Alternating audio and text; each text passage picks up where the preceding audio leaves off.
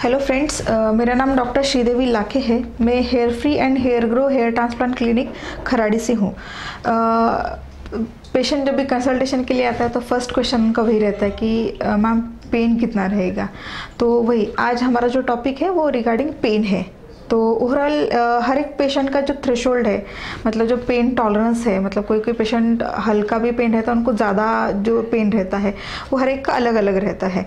But still अपना जो transplant का प्रोसीजर है उसमें हम लोकल एनेस्थीसिया देते हैं, और लोकल एनेस्थीसिया हम इंसुलिन सिरिंज से देते हैं। जो डायबिटिक पेशेंट खुद के हाथ से अपने थाइस पे इंजेक्शन लेते हैं, तो बहुत थिन वाला निडल रहता है, तो पेन आपको बहुत सीवियर नहीं रहेगा कि आप टॉलरेट नहीं कर पाओगे। एकदम माइल्ड पेन रहता है, और पेन तब तक ही रहेगा जब तक आप एनेस्थीसिया ले रहे हो। एक बार आपका एनेस्थीसिया प्रोसेस हो जाता है, उसके बाद मतलब वाइल एक्सट्रैक्शन के प्रोसेस पे और इम्प्लांट के प्रोसेस में आपको पेन नहीं रहेगा। जस्ट जो भी पेन फैक्टर है वो सिर्फ एनेस्थीसिया के टाइम पे रहेगा। और फिर आएगा आपका पोस्ट ट्रांसप्लांट का जो पेन मैनेजमेंट है उसके लिए। तो हम पोस्ट ट्रांसप्लांट मतलब इमीडिएटली ट्रांसप्लांट के दिन और एक 1 डे पोस्ट ट्रांसप्लांट हम पेन किलर एडवाइस करते हैं। तो दिन में 3 बार आप पोस्ट पेन किलर का टैबलेट है ले सकते हैं, तो उससे ओवरऑल आपका पेन जो है कम रहेगा। और दूसरी एक स्पेसिफिक बात बताने वाली ये है कि अगर आप ट्रांसप्लांट के दिन इमीडिएटली आपके घर पे जाके आराम करोगे तो आपका पेन का टेंडेंसी जो है वो कम रहेगा।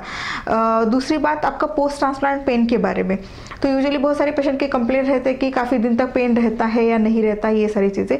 तो स्टार्टिंग के मतलब 2 से 3 दिन तक आपको पेन लगेगा।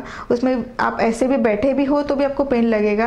विथ हीलिंग टाइम जैसे भी आपका अच्छा हो जाता है उसके बाद आपका सिर्फ टच पे पेन है, और वो भी टेंडेंसी अप्रोक्सीमेटली 15 डेज़ के बाद पूरा चला जाता है। 15 डेज़ के बाद आपको कम्प्लीटली पेन फ्री ट्रांसप्लांट रहेगा आपका। तो ओवरऑल ये जो भी पेन का प्रोसीजर है, डे ऑफ प्रोसीजर और mild pain 15 days post transplant रहेगा।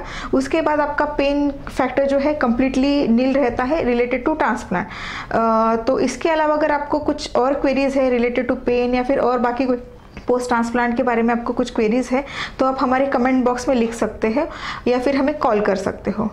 Thank you.